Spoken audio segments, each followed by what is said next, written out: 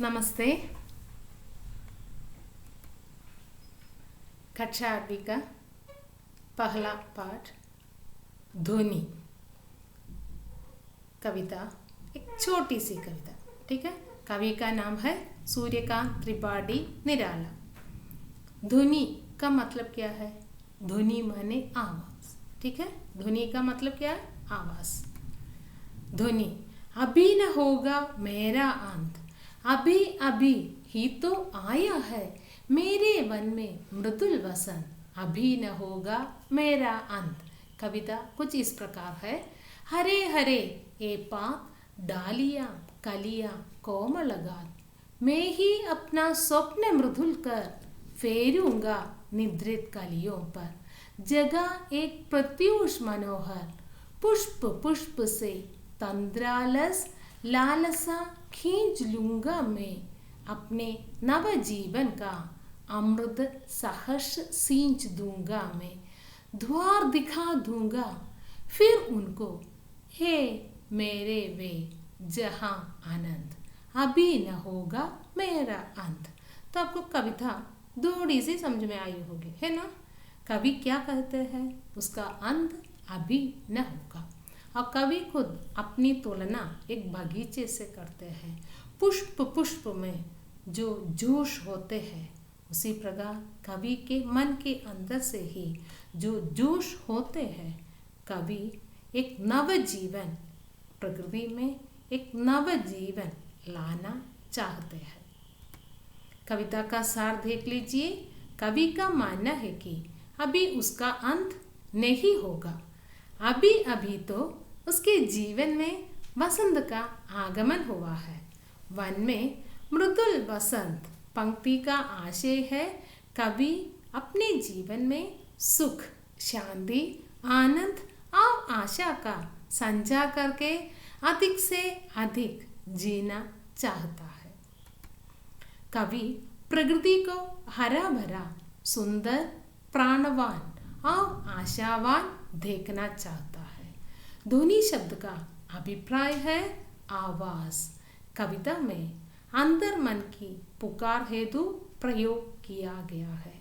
कवि उनके मन की अंदर से जो आवाज है, यानी कवि का मन उनसे कहते हैं, तुम्हें जिंदगी में बहुत कुछ कार्य करना है, इसलिए तुम्हारा अंत तो अभी नहीं होगा।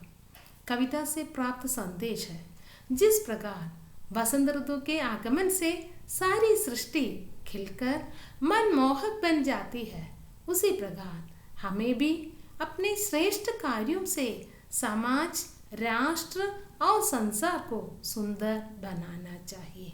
तो आपको याद रखना चाहिए, हमें भी, कवि क्या कहते हैं, हमें भी अपने श्रेष्ठ कार्यों से समाज, राष्ट्र और संसार को सुंदर बनाना चाहिए। तो हम कर सकते हैं ना? समाज को सुंदर बना सकते हैं, अपने राष्ट्र को सुंदर बना सकते हैं, पूरे विश्व को यदि हम चाहे तो ये सब हम लोग कर सकते हैं। शब्दार्थ देख लीजिए।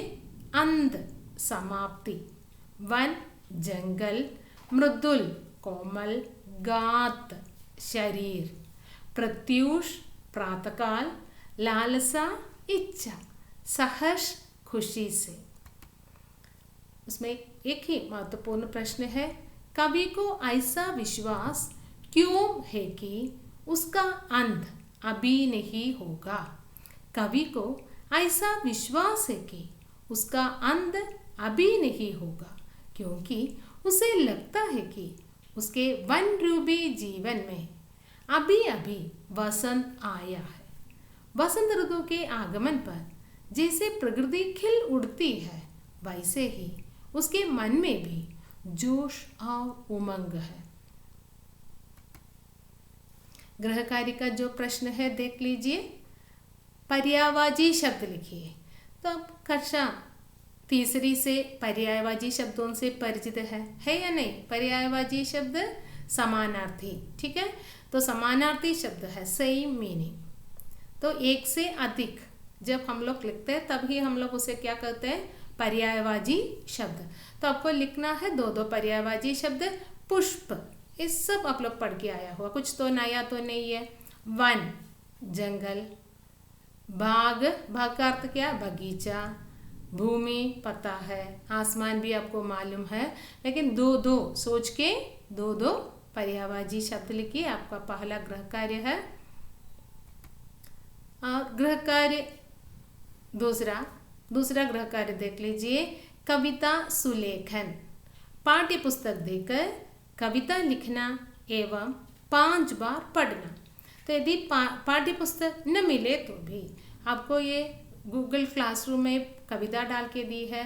आप जो चाहे उसे खोलकर उसमें से देखकर ही आप लोग कविता लिख सकते हैं।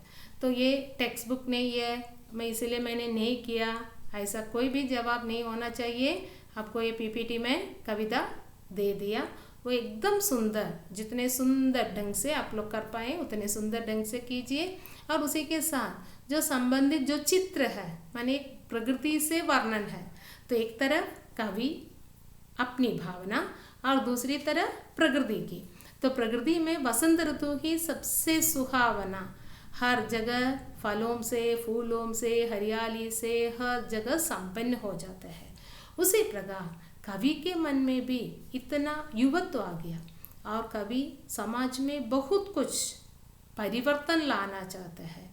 और जो निद्रा में पड़े हुए आलसी है, उनकी आलसता को दूर करके उन्हें एक नया जीवन देना चाहते हैं। तो धन्यवाद। गृह कार्य करके रखना। धन्यवाद।